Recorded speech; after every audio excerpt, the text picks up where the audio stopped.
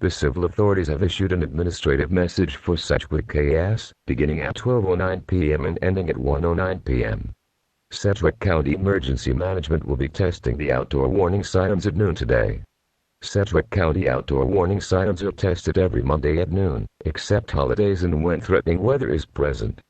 Today we will be testing the alert mode, for 1 minute.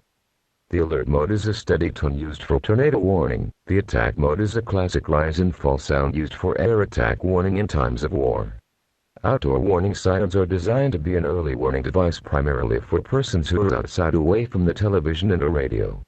Remember, when the outdoor warning sirens sound, take cover, tune into local media, take action.